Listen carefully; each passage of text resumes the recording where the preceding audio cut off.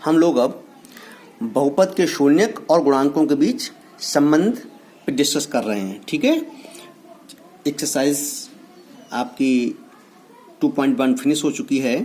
Exercise 2.2 के लिए हम लोग पहले इंट्रोडक्शन उसका, बहुपद के शून्यक गुणांकों के बीच संबंध क्या है। द्विघात बहुपद हमारा क्या है, ax square plus B X के हमें मान लेते हैं, माना द्विघात बहुपद ax square plus B X plus C के शून्यक अल्फा बीटा हैं। क्या है, अल्फा और बीटा हैं। तो अगर इसके शून्यक अल्फा और बीटा हैं तो आप भी बताइए, यहाँ एक्स स्क्वायर गुणांक क्या है, a, एक्स गुणांक क्या है, v, अचर पद क्या है, c। ये ध्यान रखें आप, गुणांक और शून्यक में अंतर देखें आप। अल्फा बीटा इसके शून्यक हैं और गुणांक क्या है, गुणांक का मतलब होता है गुणा वाला अंक। हमने बोला एक्स स्क्वायर का गुणांक, तो एक्स स्क्वायर का गुणांक का मतलब होता है कि एक्स स्क्वायर में किससे गुणा हो रही है, ए से हो रही है, तो इसका एक्स स्क्वायर गुणांक बोला जाएगा। ये फिर एक बार समझिए ध्यान से इसको, मैं आपको समझा दूं गुणांक का मतलब क्या होता है। जैसे लिखा मैंने यहाँ पर 3x square plus 4x plus 5, तो आपसे कहा जाए कि x स्क्वायर का गुणांक क्या होगा, तो x स्क्वायर का गुणांक होगा 3, क्योंकि x स्क्वायर में गुणा किससे हो रही है, 3 से हो रही है। x का गुणांक क्या होगा, x का गुणांक, तो x का गुणांक कितना होगा, 4। x में गुणा किससे हो रही है, 4 से हो रही है। यहाँ पर अचर पद क्या है, अचर पद का मतलब जिसमें x ना हो, तो यहाँ अचर पद क्या है आपका, 5 है। ठीक है, तो ऐसे ही अगर मैं आपसे यहाँ कहूँ 4x घात 3 प्लस 6x घात 2 प्लस 7x प्लस 8, यहाँ x घात 2 कितना है, 6, x घात 2 का गुणांक कितना है, 6, x गुणांक कितना है, 7 है, x घात 3 गुणांक कितना है, 4 है। ठीक है, अचर पद क्या है, 8 है। तो अब आपके ध्यान में आ गया होगा, गुणांक जो होता है वो होता है गुणा का अंक। जिसका गुणांक पूछा जाए x क्यूब का गुणांक तो कितना आएगा, 4, x स्क्वायर का गुणांक 6, x का गुणांक 7। अब आपके ध्यान में आ गया ना, तो ये गुणांक है। तो मैंने आपको यही समझाने का प्रयास कर रहा हूं, गुणांक में और शून्यकों के बीच संबंध क्या है। तो यहाँ एक्स स्क्वायर गुणांक क्या है, ये है, एक्स गुणांक बी है, अचर पद आपका सी है, शून्य क्या है इसके, अल्फा बीटा हमने मान लिए। ठीक है ना, तो यहाँ पर दो चीजें हैं, इसके दो घात 2 है, द्विघात है, तो इसके संबंध भी 2 ही होंगे। इनमें संबंध हम बात कर रहे हैं, तो इसके संबंध कितने होंगे, 2 ही संबंध होंगे। पहला तो होगा आपका शून्यकों का योगफल। शून्यकों का योगफल क्या आएगा, alpha plus beta. Alpha plus beta जो होगा वो आपका माइनस एक्स का गुणांक बटे एक्स स्क्वायर का गुणांक, माइनस एक्स का गुणांक बटे एक्स स्क्वायर का गुणांक। तो अल्फा प्लस बीटा, एक्स गुणांक कितना है, बी, और माइनस लगा हुआ पहले से आपका, तो माइनस बी बटे एक्स स्क्वायर गुणांक कितना है, ए है, तो अल्फा प्लस बीटा आपका हो गया माइनस बी बटे ए। इसे बोलते हैं शून्यकों का योगफल। ठीक है ना, ऐसे ही शून्यकों का गुणनफल, शून्यकों का गुणनफल क्या होगा, अल्फा बीटा। ठीक है, अल्फा बीटा क्या होगा, जिसका गुणनफल होता है वो होता है अचर पद बटे एक्स स्क्वायर का गुणांक, एक्स स्क्वायर का गुणांक। तो अल्फा बीटा बराबर अचर पद क्या हो गया आपका, सी हो गया, और एक्स स्क्वायर का गुणांक हो गया आपका ए, तो अल्फा बीटा बराबर सी बटे ए। तो ये आपका गुणांकों और शून्यकों के बीच संबंध है। ये शून्यक हैं और ये गुणांक हैं आपके, इनमें संबंध है। अगर शून्यकों का योगफल अल्फा प्लस बीटा है तो इसका गुणांकों में क्या संबंध आएगा, माइनस बी बटे ए होगा। अगर शून्य को गुणनफल अल्फा बीटा देखें तो इसका सी बटे ए होगा। ठीक है ना, तो ये आपका शून्य का गुणांकों के बीच संबंध की बात हो रही है। ये क्या मैंने आपको बताया, जब द्विघात बहुपद होता है उसके लिए बताया। ऐसे ही अगर आपका त्रिघात बहुपद है दूसरा, उसका व्यापक रूप त्रिघात बहुपद का व्यापक रूप क्या होगा। अब यहाँ पे द्विघात था तो यहाँ द्विघात थी, अब है त्रिघात तो क्या होगा, 3 घात होगी चर की, है ना। तो उसके लिए व्यापक रूप से अगर देखें त्रिघात बहुपद, मान लीजिए आपका ax³ plus bx² plus cx plus d के शून्यक अल्फा बीटा गामा है, अगर हमने ये मान लिया, ठीक है। तो यहाँ पर वही चीज़, सबसे पहले शून्यकों का योगफल क्या आएगा, अल्फा प्लस बीटा और प्लस गामा माइनस x² का गुणांक बटे x³ का गुणांक, ठीक है। ये ध्यान रखें आप, माइनस x² का पहला पद छोड़ के आप शुरू करते हैं योगफल। जैसे यहाँ पे x² था तो ये छोड़ के आपने यहाँ शुरू किया, तो ऐसे यहाँ पर x³ है, इसको छोड़ के अब आप यहाँ शुरू करेंगे माइनस x² गुणांक बटे x³ का गुणांक। तो ये हो जाएगा आपका माइनस b बटे a, alpha plus beta plus gamma, ये आपका माइनस b बटे a होगा, पहला संबंध। दूसरा है आपका दो शून्यकों की गुणा का योगफल, अल्फा बीटा, बीटा गामा और गामा अल्फा, ये हो जाएगा आपका x का गुणांक बटे x³ का गुणांक। देखिए बटे में हर सभी में एक ही सा रहेगा, x³ का गुणांक ही रहेगा, ठीक है ना। जैसे यहाँ द्विघात था तो नीचे x² गुणांक रहा, x² गुणांक रहा। ऐसे त्रिघात है तो त्रिघात में बटे में हमेशा एक ही चीज रहेगी, क्या, x³ का गुणांक।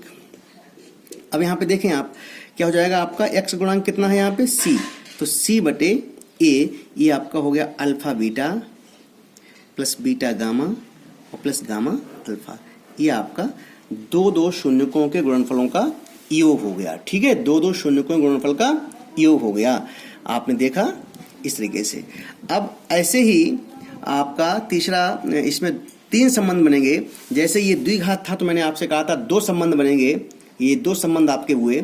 ऐसे ये त्रिघात है तो यहाँ संबंध कितने बनेंगे, 3 बनेंगे। जितनी घात होती है उतने ही संबंध बनते हैं, इसका आप ध्यान रखें।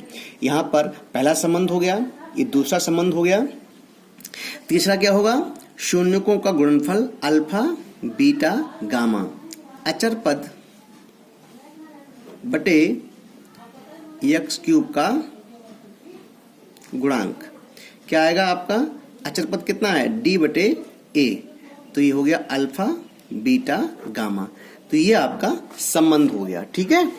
अब आप ध्यान रखें, जब भी आप बहुपद के शून्य गुणांकों के बीच संबंध की बात आएगी तो आपको यही संबंध निकालने हैं। द्विघात होगा तो द्विघात में 2 संबंध ये आपको निकाल के दिखाने हैं, और त्रिघात होगा तो आपको ये 3 संबंध आपको निकाल के दिखाने होंगे, ठीक है ना। तो ये मैंने आपको समझाया। अब मैं आपको कुछ क्वेश्चन लगा के दिखाता हूं और फिर आप इसको होमवर्क में नोट करेंगे, ठीक है ना। चलिए, इसका पहला क्वेश्चन है हमारा x² एक्सरसाइज 2.2 है। एक्सरसाइज 2.2 का पहला क्वेश्चन आपका है, क्या क्वेश्चन हमारा कह रहा है कि निम्न द्विघात बहुपदों के शून्य ज्ञात कीजिए और शून्यकों तथा गुणांकों के बीच संबंध की सत्यता की जांच कीजिए। ये आपका एक्सरसाइज में कहा गया है। देखें आप, अगर ध्यान से देखेंगे एक्सरसाइज 2.2 में क्या कहा है, निम्न द्विघात बहुपदों के शून्य ज्ञात कीजिए और शून्यकों तथा गुणांकों के बीच संबंध की सत्यता की जांच कीजिए।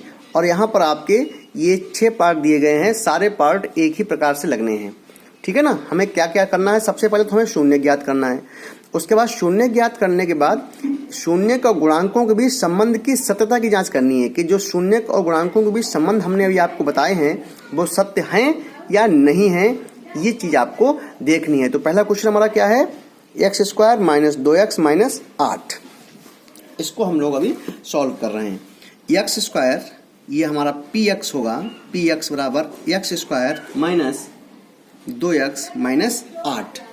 अब हमें सबसे पहले क्या ज्ञात करना पड़ेगा, इसका शून्य ज्ञात करना पड़ेगा, है ना।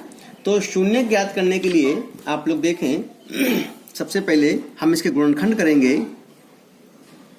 px बराबर x² माइनस 2x, और यहाँ पे 8 के ऐसे गुणनखंड करो जिनका अंतर 2 आए, 4 दूनी 8 है ना, तो -4x और प्लस 2x माइनस 8। x हमने कॉमन लिया तो x माइनस 4 प्लस 2 कॉमन लिया x माइनस 4, तो ये हो जाएगा आपका x माइनस 4 और x प्लस 2। ठीक है, अब शून्यक मान के लिए क्या करेंगे आप, शून्य के लिए इसको 0 करेंगे अलग अलग करके, है ना। शून्यक मान के लिए px बराबर क्या करेंगे आप 0, तो x माइनस 4 बराबर 0, तो x का मान आपका 4 आ गया, और x प्लस 2 बराबर 0, तो x का मान क्या आ गया आपका -2 आ गया। तो इसके शून्यक 2 आ गए, 4 और -2, तो शून्यक क्या होगा इसके, तो इसके शून्यक हो गए हैं 4, -2। ठीक है ना। अब आप देखें गुणन, अब इसके संबंध की जांच कर रहा हूं मैं, ठीक है ना। शून्यकों तथा गुणांकों के बीच संबंध की सत्यता की जांच, आप यहां लिखेंगे शून्यकों तथा गुणांकों के बीच सत्यता की जांच। शून्यकों तथा गुणांकों के बीच सत्यता की जांच कैसे करेंगे आप, ये देखें। सबसे पहले मैंने क्या बताया था आपको, यहाँ द्विघात है तो द्विघात में संबंध कितने आएंगे, 2 आएंगे, एक तो योगफल था, दूसरा गुणनफल था। द्विघात में देखो ये द्विघात का था, द्विघात में 2 संबंध है, शून्यकों का योगफल अल्फा प्लस बीटा और शून्यकों का गुणनफल अल्फा बीटा, ये आपको निकालना है इसमें। ठीक है, तो यहाँ पर सबसे पहले आप लिखेंगे शून्यकों का योगफल, शून्यकों का योगफल।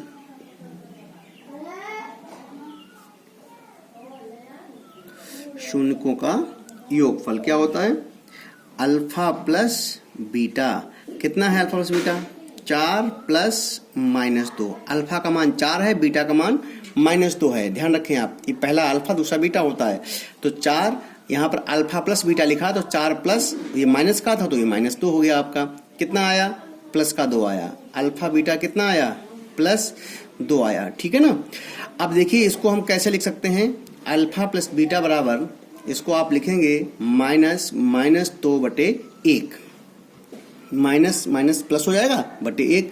अब जरा ध्यान से देखिएगा यहाँ पर, अल्फा प्लस बीटा बराबर ये आपका माइनस यक्स का गुणांक है कि नहीं है, माइनस यक्स का गुणांक बटे यक्स स्क्वायर का गुणांक। यही तो मैंने आपको बताया था। अल्फा प्लस बीटा क्या होता है, देखिए अल्फा प्लस बीटा होता है माइनस यक्स का गुणांक बटे यक्स स्क्वायर का गुणांक, है ना। अब आप देखिए जरा यहाँ पर यक्स का गुणांक क्या है, -2 है, और यक्स स्क्वायर गुणांक कितना है, 1 है केवल, क्योंकि यक्स के साथ, यक्स स्क्वायर के साथ में कुछ है नहीं और, है ना। तो इस तरीके से आपका यहाँ पर पहला ये देखिए सिद्ध हो गया ना कि ये आपका बिल्कुल सत्य है। ठीक है ना। ऐसे ही अगला संबंध क्या है हमारा, शून्यकों का गुणनफल। शून्यकों का गुणनफल क्या होता है, अल्फा बीटा। गुणा कर दीजिए इसकी, 4 गुणे -2, ये क्या आ गया, -8 आ गया अल्फा बीटा। तो हम -8 को लिख सकते हैं -8/1, मतलब अचर पद बटे यक्स स्क्वायर का गुणांक, यक्स स्क्वायर का गुणांक। ठीक है ना। तो ये हो जाएगा आपका, देखिए अल्फा बीटा भी हमारा ये प्रूफ हो गया। सेकंड रिलेशन भी जो हमने बताया था आपको कि गुणनफल क्या होता है, शून्यकों का गुणनफल ये होता है हमारा अचर पद बटे एक्स स्क्वायर गुणांक, और ये भी आपका यहाँ पर प्रूव हो गया। अचर पद क्या हमारा है, -8 है कि नहीं, और एक्स स्क्वायर गुणांक क्या है, 1 है। तो आपने ये भी आप सिद्ध करके दिखा दिया कि ये -8/1 ये भी हमारा अचर पद बटे एक्स स्क्वायर का गुणांक, ये भी हमारा सिद्ध हो गया। ठीक है ना। तो इस तरीके से आपको लगा के दिखाना है। जैसे हमने क्वेश्चन नंबर 1 लगाया, सबसे पहले आप दिए गए बहुपद के गुणनखंड निकालें, गुणनखंड करके आप उनके शून्यक निकालने के लिए क्या करेंगे, उसको px बराबर 0 करेंगे और x के 2 मान आ जाएंगे। अगर त्रिघात होगा तो 3 मान आएंगे, 3 गुणनखंड आपको मिलेंगे उसके बाद शून्यकों गुणांकों के बीच संबंध ज्ञात करने के लिए जो मैंने आपको ये बताए थे, इसका प्रयोग करेंगे आप। ठीक है ना। अगर द्विघात होगा तो द्विघात का प्रयोग करेंगे। अगर त्रिघात होगा तो त्रिघात वाले 3 संबंध आपको निकालने होंगे। यही आपके अगर सिद्ध हो जाएंगे तो आप कह देंगे कि हाँ ये बिल्कुल सत्य है। ठीक है ना। तो आज के लिए इतना। अब बाकी के इसके एग्जाम्पल जो भी इसकी एक्सरसाइज हैं आप क्वेश्चन लगाएंगे आगे, और मैं लिखे दे रहा हूँ यहाँ पर होमवर्क आपका। पहले के ही पार्ट है सारे। पहले का सेकेंड पार्ट है आपका 4s² माइनस 4s प्लस 1। ये एक्स की बजाय उसने एस में दे दिया। ठीक है, इसको आप कंफ्यूज ना हो। दूसरा है हमारा 6x² माइनस 3 माइनस 7x। इसको आप पहले आरोही क्रम में लिखेंगे, उसके बाद करेंगे सॉल्व। और ये हमारा है आप अगला 4u² प्लस 8u। ये आपका देखें, ये 4s² माइनस 4s प्लस 1। ये x के बजाय s में दे दिया उसने, कोई दिक्कत नहीं। 6x² माइनस 3 माइनस 7x, ये आपको आरोही क्रम में लिखना है पहले। 4u² plus 8u। और ये आपका हो जाएगा चौथा है हमारा t² माइनस 15। और पांचवा है लास्ट आपका 3x² माइनस x माइनस 4। ये 5 क्वेश्चन आपको क्या करने हैं, इनके शून्यक ज्ञात करने हैं। शून्यक ज्ञात कीजिए, शून्यक ज्ञात कीजिए और शून्यक तथा गुणांकों के बीच संबंध। शून्यक और गुणांकों के बीच सत्यता की जांच भी करनी है। ठीक है ना। ये आपको इतना होमवर्क में करना है। शून्य ज्ञात कीजिए, शून्य को गुणांकों के बीच सत्यता की जांच कीजिए। तो ये आपको 5 क्वेश्चन लगाने हैं। और इसमें अगर कोई क्वेश्चन आपको नहीं लगता है तो आप मुझे बताइए, मैं आपको सॉल्व करवाऊंगा। ठीक है, आज के लिए इतना ही। Thank you.